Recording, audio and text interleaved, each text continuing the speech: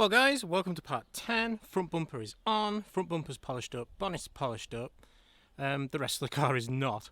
So, time to start finding some bits and getting them back on the car. So, found my rear light stash. I am going to get the best set selected. In all honesty, I don't think any of them are 100%, but we will see. I'll get them cleaned up, get the rear of the car polished up, get them fitted. Rear hatch polished up. Rear lights cleaned up and fitted. Chrome number plate surround, I've painted that matte black, and I've also fitted a brand new number plate. Right, next up I am going to tidy this up, get it all rubbed down and painted black and fitted. That's the black grille painted up and fitted, looks really good. I'm now going to spend some time focusing on this front end, so I'm going to get the scuttle panel in place, number plate on, sound deadening under the bonnet, that kind of thing. Electric mirrors are on, tested and working. I've charged up the correct battery for the car. It's off the GTI, so that's in place. I've trimmed the live and got the inline fuse in place. I'm now going to find the piece of trim that goes there, and I'm also going to start sorting out the door seals. Okay guys, I've added this carbon fibre effect sill protector. It comes in this massive roll. I think it's like 10 meters. You just cut it to size. The tape on the back is not the best. I've actually ran out of tape for the other side, but this is the stuff I've used to help secure it. Just double-sided foam trim tape. So I'll have to wait until I get some more of that to do the other side. Front seal is tiger sealed in place. It's tiger sealed at the top simply to prevent water ingress, and I will get some more tiger seal in here. This is not sealed yet, but I'll wait for that to dry, peel this back off and get some seal in there, especially because that is a water ingress. They like to rust out here. The rear seal, these are really rare, you can't buy these anywhere. Mine's in a bit of a mess, but it should tidy up okay. And it's tiger sealed, it's being held down with tape, and I will put some blocks or something on the top when I put this in the shed shortly, just to try and stick it down, because when you pull the roof up, the seal comes with it if you don't stick it down. Might get some more tiger seal on the underneath where no one can see in time, but that's it for now really. I have to wait till tomorrow. Well guys, tomorrow is now today. The tiger seal on the rear seal and the front seal will be dry, but I am going to add a little bit more.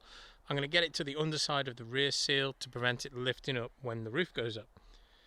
If you're not familiar with tiger seal, it's made by U-POL. It's a 1K adhesive and it can be overpainted. It's really good stuff, but if you get it on bodywork, get pre-wipe, get it wiped off immediately. I'm going to add all of the sun strips and plastic trim to the front. I will wipe them all down, I'll get them all cleaned up, and I will sound deaden them as well while they're off. So Ford Escorts, they rattle naturally, and you can understand why. There's no sound deadening. So the last of the double-sided tape I will place in all the corners or anywhere that I think is kind of like a contact. And yeah, that's my next job. Passenger side sill protector is now in place. It looks quite good considering it's only a piece of cheap trim. It just protects the sills. £4 a side. Job done. All the seals are in place. I might need to take these back off to put this piece of trim on, but for now I'm just going to get the roof up because it actually has lichen growing off the roof. So I'm going to get the roof up, get it cleaned as best I can, and then decide whether it needs a new roof or not. Might clean up, might not. Give you an idea of how bad the roof is. Blech.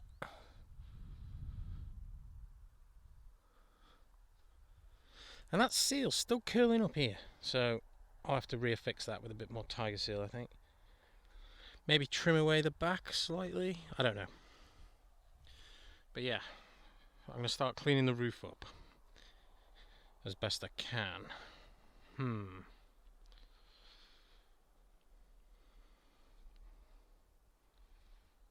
Well, that's the initial clean. first clean, and I've actually ran out of soft top cleaner. I don't know if this is the best stuff on the market. Let me know what you use. If you want to recommend any home remedies, let me know. But I'm going to leave that for now. Get some more cleaning product and do it again in a day or two's time. I think it'll clean up quite nice. It is a mohair roof, not a PVC one. Right, next up, I'm going to fit the sub.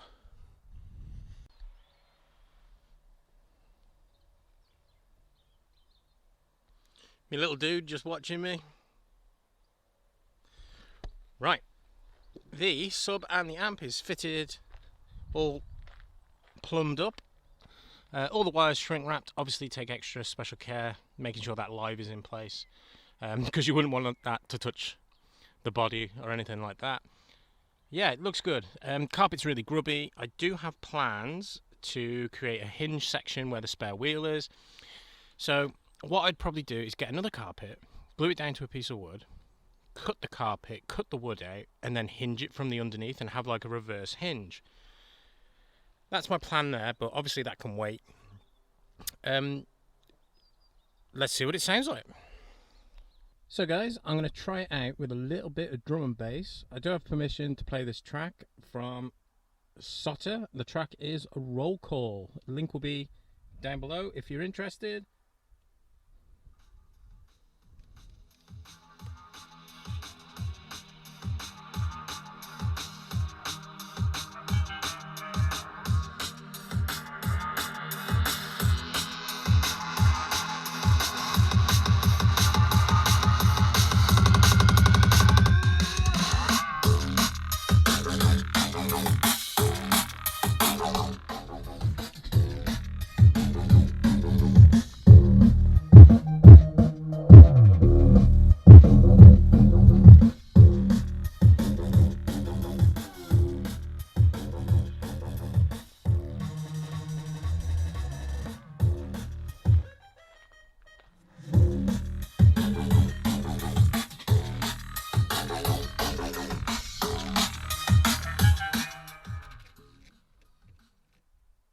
That was at 25 on the head unit, 25 volume.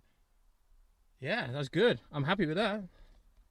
Well guys, I just want to say, I know the sub and the amp won't be to everybody's taste, and I most definitely won't be driving around listening to it at that volume. I'll be deaf in no time. But I do like the bassiness at the lower levels. I'm going to leave part 10 here, simply because I've run out of cleaning products. I can't really do much more until I get into town and get some more stuff for the car, but I do need to give it a good clean out anyway. In part 11, interior's coming out. It will be fully polished up. Please check out the links below. Please like, comment, subscribe. Yeah, thanks for watching guys.